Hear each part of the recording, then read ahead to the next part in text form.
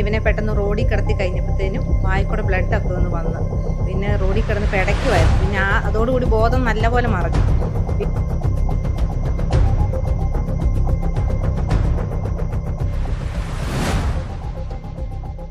ജാഗ്രത ന്യൂസ് ലൈവിലേക്ക് സ്വാഗതം.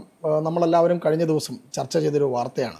കോട്ടയം പാക്കിൽ കവലയിൽ ബൈക്കിൽ പിതാവിനൊപ്പം യാത്ര ചെയ്യുന്നതിനിടെ ചക്ക വീണ് ഒരു 11-കാരന് പരിക്കേറ്റ സംഭവം. 7ാം ക്ലാസ് വിദ്യാർത്ഥിയായ ഷാഹിദ് പരുത്തുംപാറ സ്വദേശിയാണ്.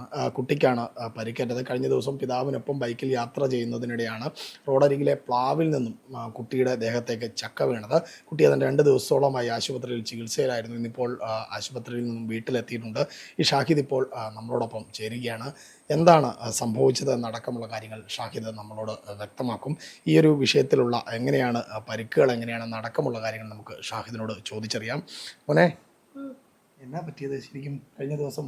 ഞാൻ വാപ്പച്ചിയുടെ കൂടെ വണ്ടിയായിട്ട് വന്നോണ്ടിരുന്നപ്പോ എന്റെ തലയിലോട്ട് ചക്ക വീണതാ. ആണോ? എവിടെ പോയതായിരുന്നു നിങ്ങള്? ഞങ്ങള് പള്ളി സിമിന്റോല പള്ളിയിൽ പോയതാണ്. അറബി പഠിക്കാണ്ടി പോയതാ. എന്നിട്ട് തിരിച്ചു വരുന്ന വഴിക്ക് അല്ലേ? എന്നിട്ട് എന്നാ പറ്റിയെന്ന് അന്നേരം അറിഞ്ഞായിരുന്നോ? അന്നേരം എന്റെ ഓർമ്മ എനിക്ക് പിന്നെ ഒരു വെള്ളം തന്നെ ഓർമ്മയുണ്ട്. പിന്നെ ഒരു ഓട്ടോക്കകത്ത് കയറി എന്നെ കൊണ്ടുപോയി. അപ്പൊ ഞാൻ എന്തൊക്കെയോ പറഞ്ഞു. ആണോ? അത് കഴിഞ്ഞ ആശുപത്രിയിലായിരുന്നു അല്ലേ? ഇതിപ്പോ എത്ര ദിവസം ഇരിക്കണം പറഞ്ഞേക്കുന്ന അറിയാവോ?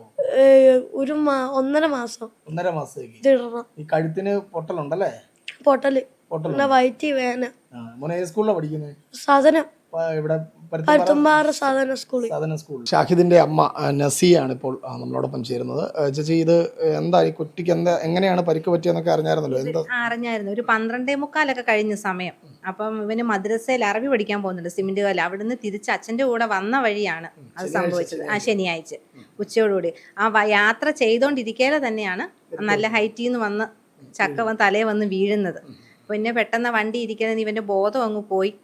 പിന്നെ ഇവനെ പെട്ടെന്ന് റോഡിൽ കിടത്തി കഴിഞ്ഞപ്പോഴത്തേനും വായിക്കൂടെ ബ്ലഡൊക്കെ ഒന്ന് വന്ന് പിന്നെ റോഡിൽ കിടന്ന് പിടയ്ക്കുമായിരുന്നു. പിന്നെ അതോടുകൂടി ബോധം നല്ലപോലെ മറഞ്ഞു.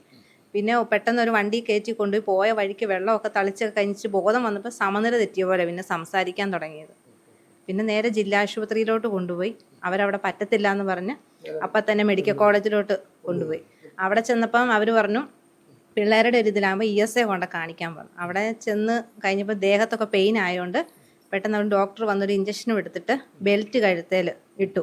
പിന്നെ അവർ പറഞ്ഞു എടുത്തുകൊണ്ട് നടത്തിയൊന്നും പോകാനോ ഒന്നും പറ്റുകയില്ല. ഒരുപോലെ അവനെ കോരിയെടുത്ത് പൊട്ടലുണ്ടെന്ന് അറിഞ്ഞിട്ടില്ല. വേദന ഉള്ളതുകൊണ്ടും ദേഹത്ത് എവിടെയെങ്കിലും നല്ല രീതിയിൽ പരിക്കുണ്ടോ എന്നറിയാൻ വേണ്ടി അവനെ അപ്പം തന്നെ ആംബുലൻസെ കയറ്റി അവർ തന്നെ വിളിച്ച് ആംബുലൻസെ കയറ്റി കിടത്തിക്കൊണ്ട് മെഡിക്കൽ കോളേജിൽ കൊണ്ടുപോയി. പിന്നെ സ്കാനിങ്ങും CT സ്കാനും തലയുടെ എല്ലാം എടുത്തപ്പോഴാണ് ഈ പെടലിയുടെ അവിടെ പൊട്ടലുണ്ടെന്ന് മനസ്സിലായത്. 1.5 മാസം റെസ്റ്റാ പറഞ്ഞേക്കുന്നത്. പിന്നെ ഒരാഴ്ച കഴിഞ്ഞ് ന്യൂറോ സർജനെ ഒന്ന് കാണണം. കണ്ടാലേ അറിയത്തുള്ളൂ. ഇപ്പോഴും ദേഹത്ത് വല്ലതും വേദനയും കാര്യങ്ങളൊക്കെ ഉണ്ട്. ഇല്ല, വേറെ പ്രത്യേകിച്ച് അങ്ങനെ നമ്മളൊന്നും പറഞ്ഞിട്ടില്ല. ഇല്ല, ആശുപത്രിയെ തിരക്കും കാര്യങ്ങളും ആയതുകൊണ്ട് അതിന്റെ പുറകെ ഒന്നും പോയിട്ടില്ല നമ്മളിപ്പോൾ നിൽക്കുന്ന ഈ റോഡിൽ വെച്ചാണ് പിതാവിനൊപ്പം സ്കൂട്ടറിൽ സഞ്ചരിക്കുന്നതിനിടെ ഷാഹിദിന്റെ തലയിൽ ചക്ക വീണത്. ഹെൽമറ്റ് തലയിൽ ഉണ്ടായിരുന്നത് കൊണ്ട് മാത്രമാണ് വലിയ ദുരന്തം ഒഴിവായി മാറിയത്.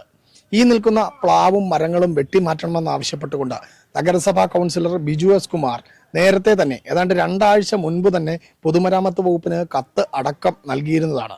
എന്നാൽ അധികൃതരാരും തന്നെ ഈ മരം വെട്ടിമാറ്റാനോ ശിഖരങ്ങൾ നീക്കം ചെയ്യാനോ തയ്യാറായിരുന്നില്ല.